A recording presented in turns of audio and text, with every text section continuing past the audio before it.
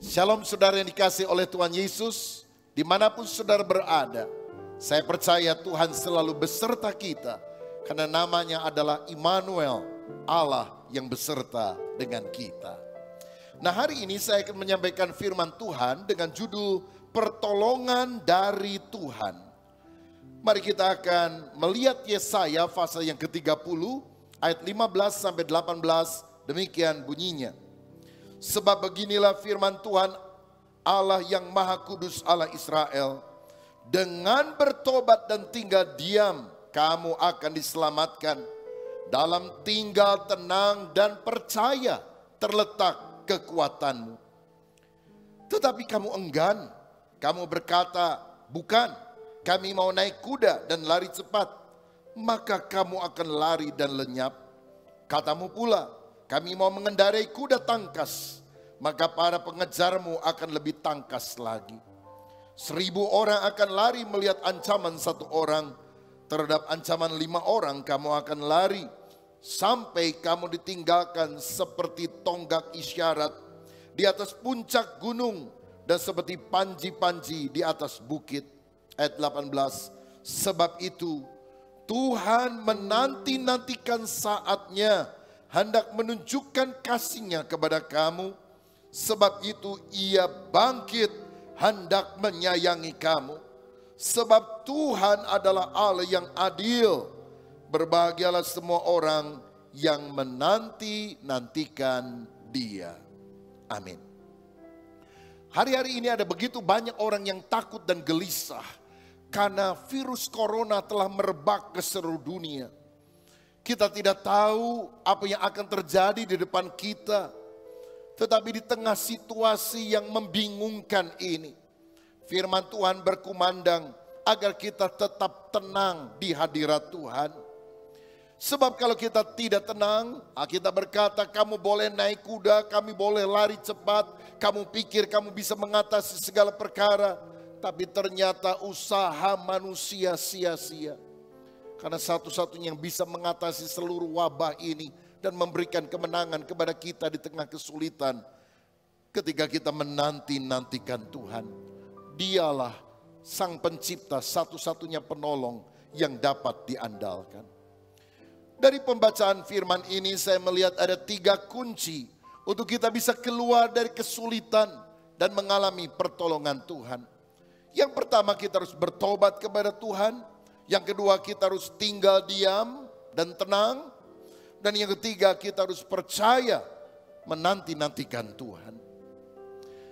Yang pertama, saudara, bagaimana supaya kita bisa diluputkan dari semua kesulitan yang sedang kita hadapi, yang melanda umat manusia di seluruh bumi? Pertama, kita harus bertobat kepada Tuhan. Itulah yang dicatat dalam 2 Tawarikh pasal 7 ayat 13 dan 14.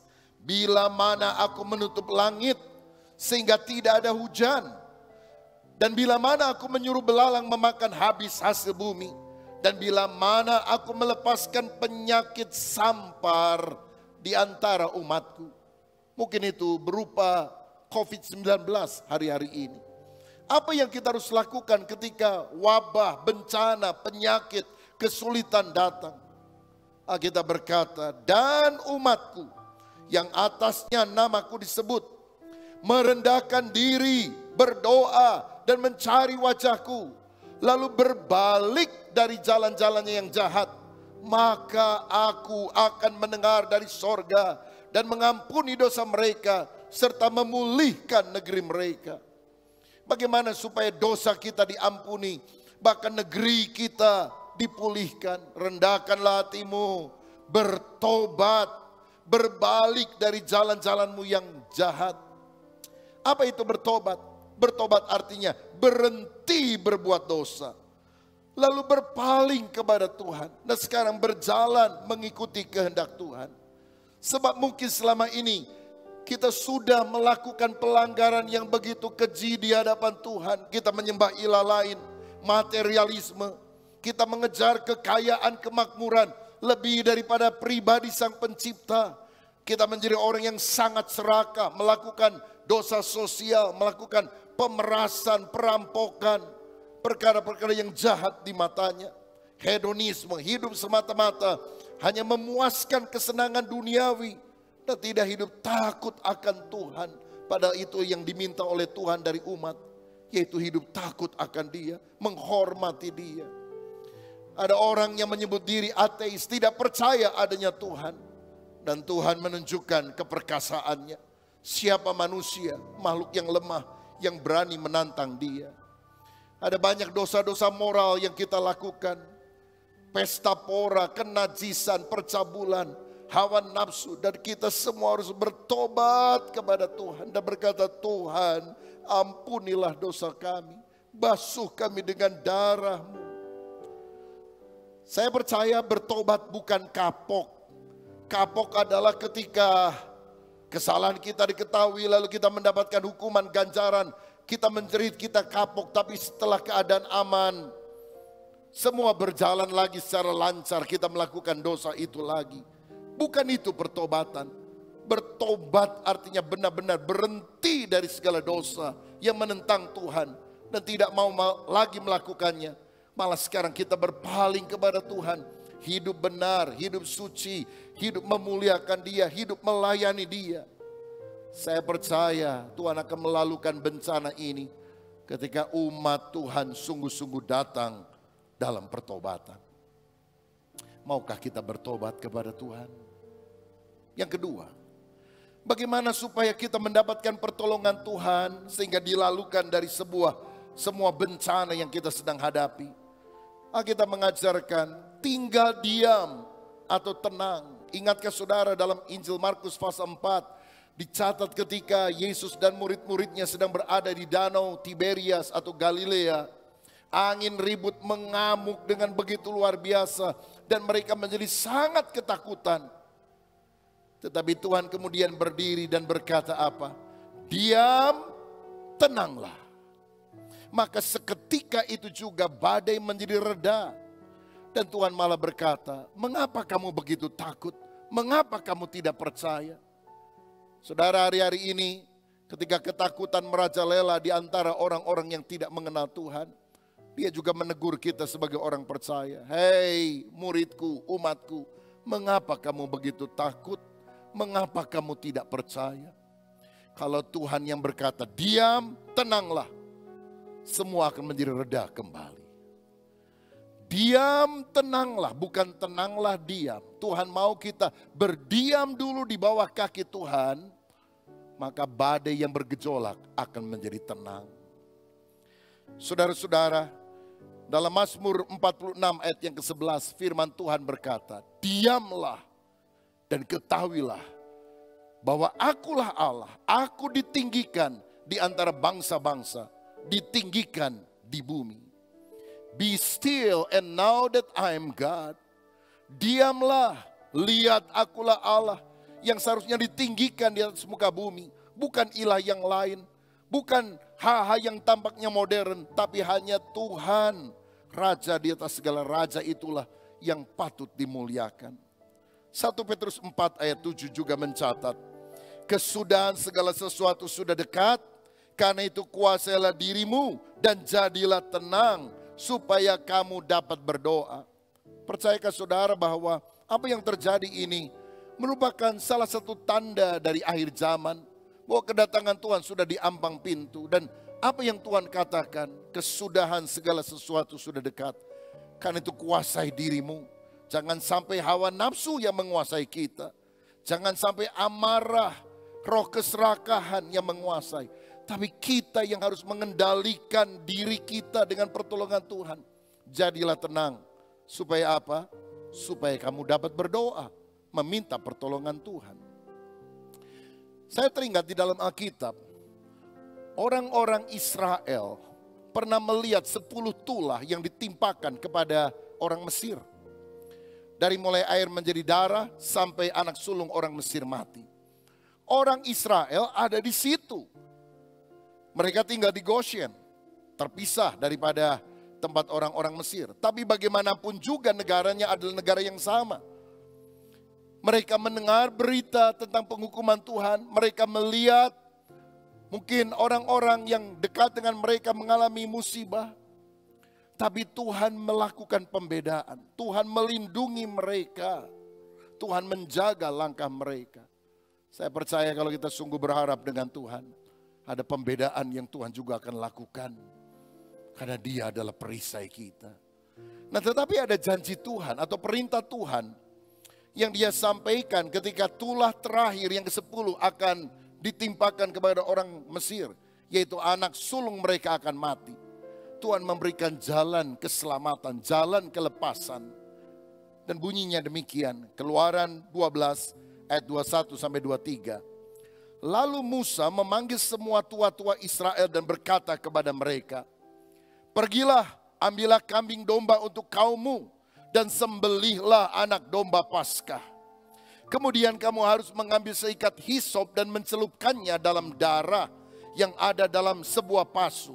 Dan darah itu kamu harus sapukan pada ambang atas dan pada kedua tiang pintu. Seorang pun dari kamu tidak boleh keluar pintu rumahnya sampai pagi. Dan Tuhan akan menjalani Mesir untuk menulahinya. Apabila ia melihat darah pada ambang atas dan pada kedua tiang pintu itu, maka Tuhan akan melewati pintu itu, Pasyah, Passover, dan tidak membiarkan pemusnah masuk ke dalam rumahmu untuk menulahinya. Ini janji Tuhan. Kalau bangsa Israel melakukan dua hal, mengambil anak domba, menyembelihnya, dan darahnya disapukan pada atas ambang pintu dan kedua tiangnya. Dan kalau mereka tinggal di rumah, berdiam diri, maka ketika malaikat maut itu datang, mereka akan selamat. Karena Tuhan tidak akan menulahi mereka. Dan bukankah dua prinsip ini juga sedang kita alami hari-hari ini? Kalau kita ingin mendapatkan keselamatan dari Tuhan, mari kita percaya bahwa Yesuslah satu-satunya anak domba Allah yang telah mati di atas kayu salib untuk menanggung segala dosa manusia. Darahnya telah tercurah untuk mengampuni segala dosa kita. Dan saya percaya darah Yesus lebih kuat dari kekuatan virus apapun. Darah Yesus lebih kuat dari setan apapun. Ada kuasa di dalam darahnya. Darahnya sanggup menyucikan kita. Bilur Yesus sanggup menyembuhkan segala macam penyakit kita. Apakah engkau sudah percaya kepada Yesus? Apakah di dalam hatimu telah tertera tanda darah itu? Artinya engkau sungguh menjadikan Kristus sebagai juru selamat, sebagai Tuhan, sebagai Rajamu. Agar keselamatan itu benar-benar engkau alami. Bukan hanya keselamatan kini dan di sini, sampai kekal selama-lamanya. Saudara yang percaya kepada Yesus tidak akan binasa, masuk ke dalam neraka. Tapi engkau akan masuk ke dalam kerajaan sorga. Tetapi yang berikutnya yang kita lihat di dalam peristiwa 10 tulah kepada orang Mesir ini. Orang Israel harus tinggal di dalam rumah. Mereka harus mengisolasi diri. Mereka tidak boleh keluar dari rumahnya sampai pagi, kata Alkitab. Berarti ada bagian Tuhan, Dia memberikan keselamatan. Tapi ada bagian kita, taat, jangan keras kepala. Tapi kita harus nurut sama Tuhan. Apa yang kita harus lakukan ketika wabah, tantangan, kesulitan, atau mungkin hukuman Tuhan, tulah, bencana sedang terjadi? Apakah kita berjalan terus dan kita bilang, saya tidak takut, maju tak gentar, gentar tak maju? Saya rasa kita perlu minta hikmat dari Tuhan. Dan ini pesan Tuhan, Yesaya 26 ayat 21 dan 22. Mari bangsaku, masuklah ke dalam kamarmu, tutuplah pintunya. Sesudah engkau masuk, bersembunyilah barang sesaat lamanya, sampai amarah itu berlalu. Sebab sesungguhnya Tuhan mau keluar dari tempatnya untuk menghukum penduduk bumi karena kesalahannya. Dan bumi tidak lagi menyembunyikan darah yang tertumpah di atasnya. Tidak lagi menutupi orang-orang yang mati terbunuh di sana. Bukankah banyak bencana terjadi karena kesalahan manusia, karena ulah manusia. Dan ketika amarah Tuhan sedang terjadi, hai umatku, masuklah ke dalam rumahmu, tutup pintunya, bersembunyi sampai amarah itu lewat. Saudara-saudara, Tuhan memanggil kita untuk menutup pintu dan bersembunyi seketika lamanya. Amsal 22 ayat yang ketiga. Kalau orang bijak melihat malapetaka, bersembunyilah ia. Tetapi orang yang tak berpengalaman berjalan telus, lalu kena celaka. Orang bijaksana kalau melihat malapetaka, dia bersembunyi. Tapi orang yang tidak berpengalaman bilang, siapa takut? Saya nggak takut. Saya disertai oleh Tuhan. Tidak ada yang mustahil bagi orang percaya. Lalu dia kena celaka. Kenapa? Kalau misalnya saudara lagi jalan-jalan, tiba-tiba ada singa keluar. Apa yang kau lakukan? Apakah engkau berkata, saya anak Tuhan, saya tidak takut. Ayo, pasti malaikat melindungi saya. Lalu kita jalan terus di dekat singa itu. Ya diterkam saudara. Bukankah Tuhan juga memberikan hikmat kepada kita? Kita berkata apa? Orang yang bijaksana bersembunyi. Saya mau katakan, sebagai umat manusia, ketika kita melihat mara bahaya, kita bisa takut. Dan takut itu tidak sepenuhnya salah dalam konteks masa kini. Karena kalau misalnya kita nyebrang jalan, kenapa kita toleh kiri, toleh kanan? Karena kita takut ketabrak. Kalau saudara tidak punya rasa takut seperti itu, nyebrang saja dan mungkin engkau akan tertabrak. Ada rem di dalam hati kita, ada alarm yang berkata hati-hati. Bukankah ketika engkau melihat singa, lebih baik engkau lari menyembunyikan diri untuk seketika, sampai ketika singa itu sudah pergi jauh, baru kita muncul kembali. Inilah yang Tuhan juga ajarkan kepada kita. Malaikat maut sedang lewat dan orang-orang Israel harus menyapukan darah, tetapi mereka harus tinggal di rumah sampai pagi fajar menyingsing, malam kegelapan itu lalu. Kenapa sih banyak di antara kita yang susah untuk berdiam diri? Padahal ada sisi positif mengapa virus corona COVID-19 ini terjadi di atas muka bumi. Yang pertama, saya melihat virus ini menyadarkan kita bahwa kita manusia yang terbatas. Bayangkan virus itu sangat kecil, tidak bisa dilihat dengan mata jasmani, tapi bisa melumpuhkan kegiatan hampir 7 miliar manusia yang ada di atas muka bumi. Kalau singa kelihatan, sama aja. Virus juga kan sebetulnya adalah makhluk yang sangat kecil. Tetapi ini menyadarkan kita bahwa kalau Tuhan meninggalkan kita, apa yang kita bisa lakukan? Yang kedua, itu membungkamkan kesombongan. Banyak orang karena punya jabatan menjadi sombong. Banyak orang karena punya kekayaan, dia bilang apa saja saya bisa beli dengan uang. Banyak orang karena dia pikir dia punya kepandaian, dia punya ilmu, dia punya obat, dia punya segala macam. Dia bilang saya tidak takut. Tapi hari-hari ini Tuhan sedang meruntuhkan segala kesombongan manusia dan menyadari kita makhluk yang lemah. Bayangkan manusia modern sekarang maunya pergi ke planet, maunya tinggal di bulan, maunya membuat matahari tandingan. Hebat bener. Apa yang diajarkan melalui virus corona? Tuhan mengajar hal yang sederhana. Seluruh umat manusia sekarang diajar bagaimana caranya mencuci tangan dengan baik. Bukan naik ke bulan, saudara, bukan pergi ke planet. Nyuci tangan aja belum benar, perlu diajarin. Bagaimana kalau batuk harus beretika, jangan langsung disemburkan keluar. Jangan juga ditutup dengan tangan begini karena nanti kuman-kumannya itu akan nempel di tangan. Tapi tutup dengan siku yang ada. Saudara-saudara, bukankah hal yang sederhana? Seperti seorang bapak atau ibu mengajari anaknya. Anak yang merasa diri hebat, merasa diri mampu, diajari lagi cuci tangan, diajari lagi bersin atau batuk secara beretika, secara beradab. Oh betapa manusia begitu sombong pada di hadapan Tuhan, tidak ada apa-apanya. Melalui virus corona ini, kita dipaksa untuk memikirkan bukan hanya hal-hal duniawi yang kita kejar, semata-mata yang kita lihat, yang kita raba, yang kita rasa. Tapi kita mulai memikirkan kekekalan. Karena banyak orang takut. Kenapa? Karena tidak tahu setelah mati mau kemana. Tapi kalau kita hidup sungguh takut akan Tuhan, kita tahu mati artinya pindah dari alam yang sementara ini pada kekekalan bersama dengan Tuhan Yesus. Virus ini memaksa kita manusia berdoa, bertobat, dan memohon pengampunan dari Tuhan.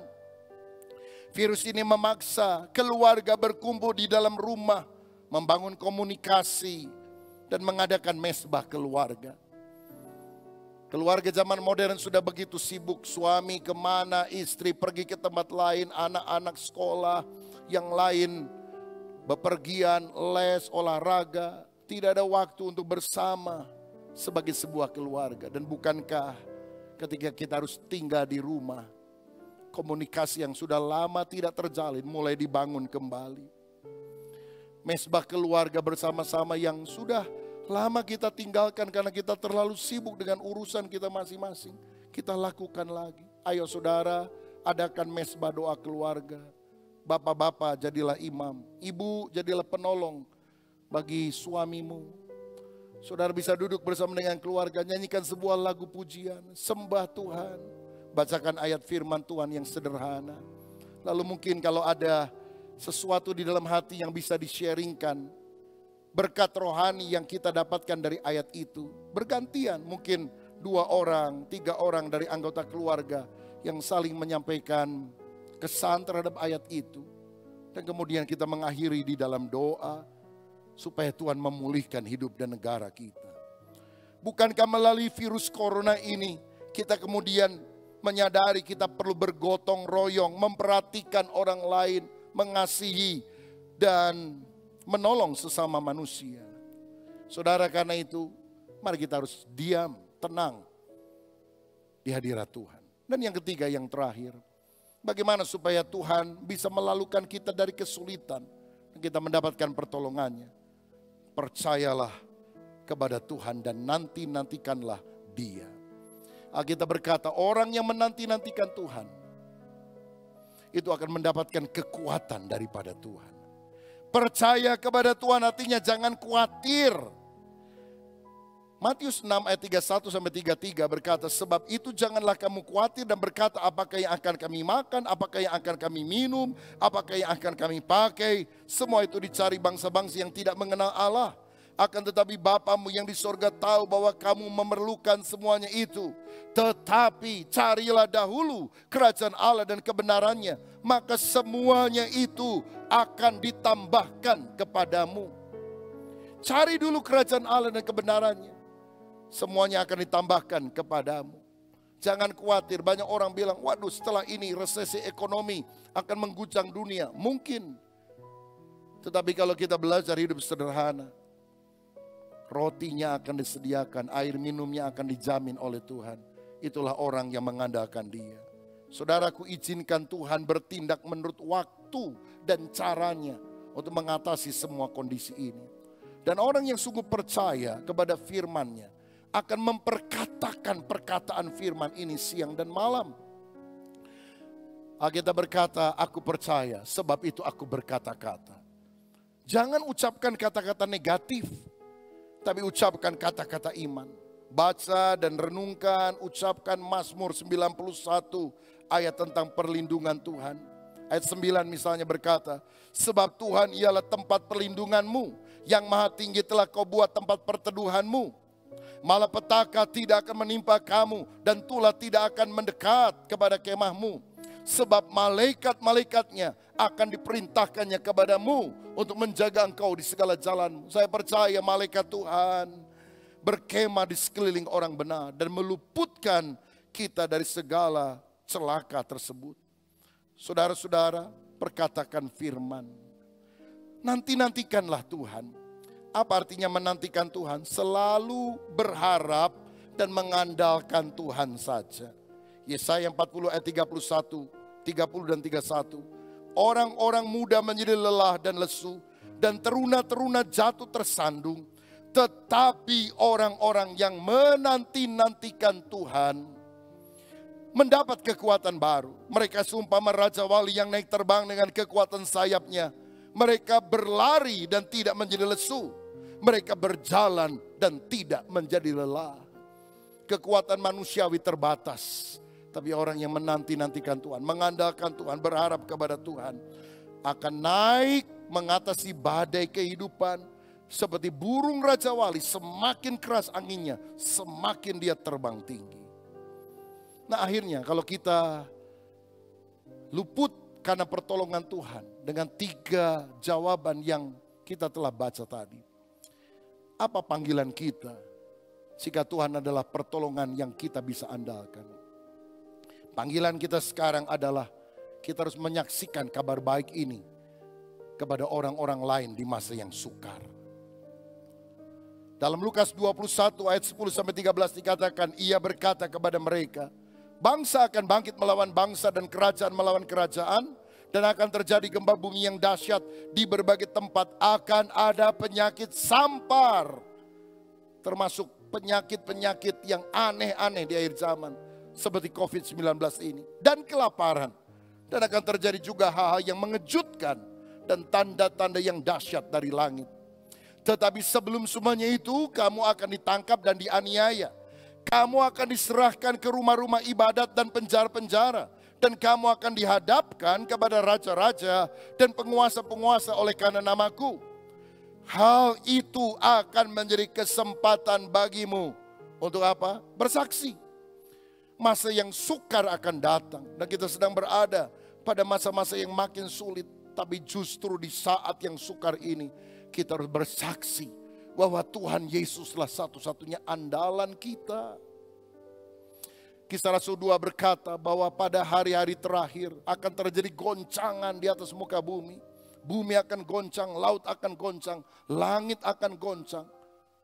Karena hanya satu yang tidak tergoncangkan, yaitu kerajaan Allah. Di mana Yesus duduk sebagai Raja. Dan Roh Kudus akan dicurahkan ke atas semua manusia. Akan terjadi revival di antara orang-orang muda, bahkan anak-anak kecil. Saudara, dan ayat 21 dari Kisah 2 berkata demikian. Dan barang siapa yang berseru kepada nama Tuhan akan diselamatkan.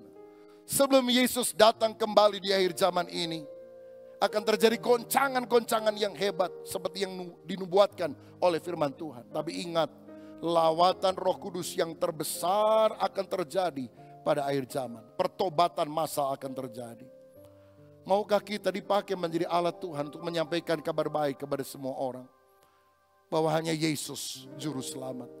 Bahwa Yesus satu-satunya Tuhan. Percayalah kepada Yesus. Engkau tidak akan binasa. Melainkan engkau akan memperoleh hidup yang kekal. Siapa di antara saudara yang hari ini merasa takut? Ada 3 kunci. Keluar dari kesulitan mengalami pertolongan Tuhan. Bertobat kepada Tuhan. Tinggal diam atau tenang. Percaya, nantikanlah Tuhan. Dan kalau saudara sudah mengalami pertolongan Tuhan, saksikan kebaikan Tuhan kepada banyak orang. Sehingga mereka pun percaya bahwa Yesus adalah Tuhan. Tuhan Yesus memberkati kita semuanya.